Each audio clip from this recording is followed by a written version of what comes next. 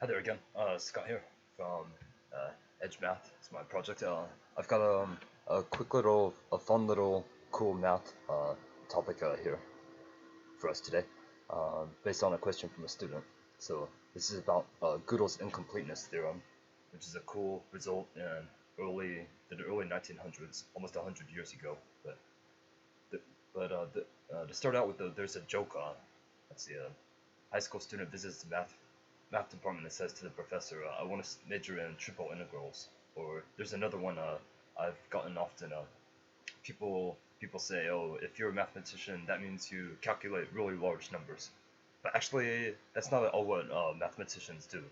Or there's many different kinds of mathematics. So I want to make this series to help you see what else there is and why it's interesting. So there's Napoleon Dynamite.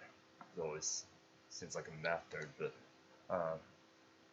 so one particular branch of math is logic. So like a good question in logic would be, is it possible to train a computer? Can we program a computer to actually do everything a mathematician does? So like maybe could we train a computer to derive the Pythagorean theorem about right triangles, or to use it to do trigonometry, or like this? Could we program a computer that does that on its own, like a robot?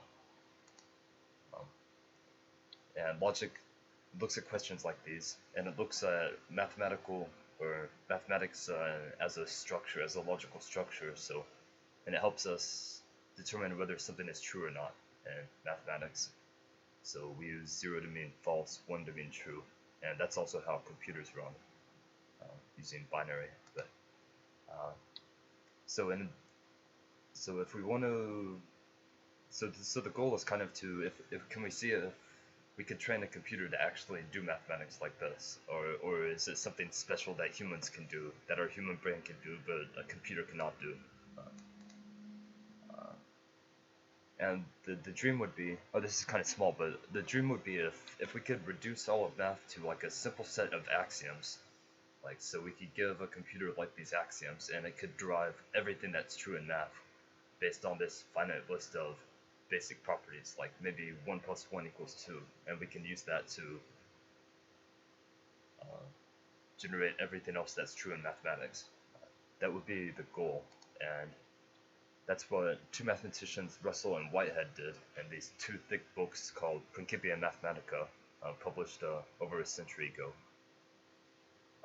They tried to formalize mathematics into a complete system, and it looks like, you probably see it looks kind of scary. Can you imagine two big books full of papers like, or sentences like this? Very complicated, but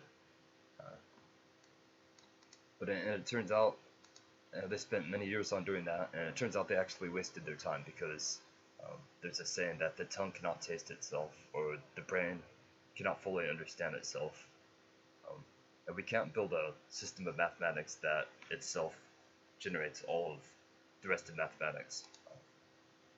And a mathematician named Godel from Hungary, I believe, he gave an example, or he based what he did on this sentence, like this sentence is false.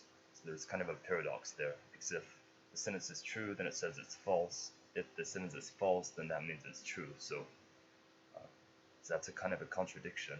So the sentence refers to itself, and Godel used the same model or the same idea to build a statement that says basically this statement cannot be proven true in this axiomatic system.